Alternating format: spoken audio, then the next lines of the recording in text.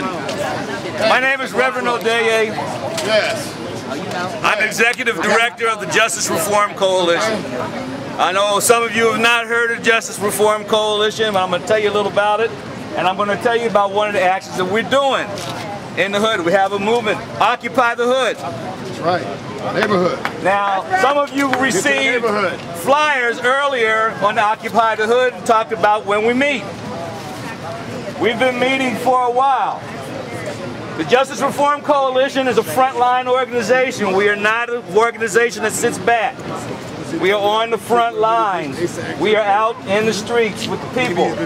We have been since our inception. Our whole purpose has been to empower the community and to fight injustice. We are constantly in the face of law enforcement, of officials. A lot of the changes that you will see in your school system or that you'll see around have been caused because our people are on the front ground. We are a major part behind the Occupy movement. We've established our Occupy the Hood movement. This movement is specifically directed at our community to do this. My background is from the 60s. My family were Garveyites. That's the focus that we have. How many of you people have heard of the Nguzo Saba, the 7 principles?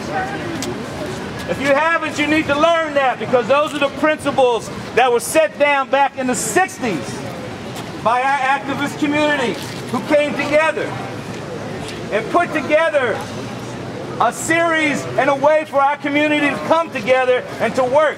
If you learn those principles, those will give you the basic background for what you need to do. Now, talking to the young folks, our organization is about young people. Our organization is about training activists to work in the community. Well, we had at the rally last Thursday, we had a bunch of people out there, a bunch of young people talking about, yeah, we need to do this and we need to do that. And you know, when we told them, well, let's step up to the plate, let's meet, let's get this thing organized. Only 2 or 3 of those people showed up. That is our problem. If you want to talk about it, the brother here, these are the brothers that we work with. That's the kind of folks we work with. We work with everyday people. We help people who've been helped, who've been abused by the police. We go after the cops. We go after the judges. We recuse judges. We've had judges, several of the judges that we've gone after have been in the news because they've been doing things like sitting on the bench, doing judgment over other people with monitors on their angle because they're drunks, because they're pedophiles, because they beat their wives. Teach on that. That's the kind of stuff you have to do if you want to make a difference.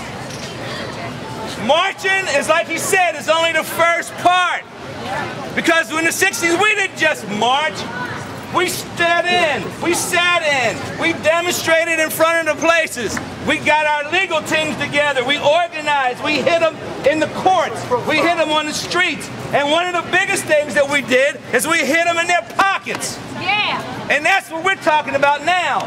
Right now, this is part of a further movement, which is moving to boycott Arden Mall. Yeah. Arden Mall profiles our youngsters, black and brown. Arden Mall has our youngsters arrested for no reason.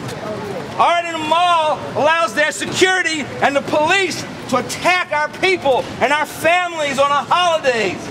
Arden Mall is your enemy.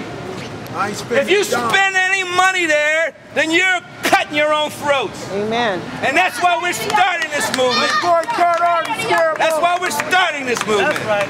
Every time you support them and don't support your community, you cut your own throats. Right now, what we need to do is collective economics. Collective economics. You know what that means? That means coming together and working together to build our businesses. That means supporting our businesses. That means supporting businesses that respect you and support you. That's where your power is. Where are those businesses at? They're all over. They're all over. And that's why we're here, to help people find those places. That's right. And when we come together, you can bring more information in. The more information you bring in, and that's why we ask you, we say, hey, if you don't like the NAACP, some people don't, if you don't like any of these other leagues, we are here on the level, and we're dealing in the way that most people want it to be done. So if you really want to do something, you got an opportunity, you got those flyers, come out and be a part of it. Don't just sit back. We had so many people on that last Thursday that said, oh, we want to do this, we want to do that. But none of them are here. They didn't even show up when they were told. This is the problem. Let's stop this. Let's stop this nonsense. Let's stop asking them for stuff that we have a right to. Start demanding what you're supposed to have. Justice. Justice is right. That's right. But that's just it. That's just us. That's right. It's just Remember, us. this is a continuation of a struggle. This didn't start today. It didn't start with TREYVON. It didn't start with Lamont. It didn't start with any of the people. It didn't start with Lamar Alexander.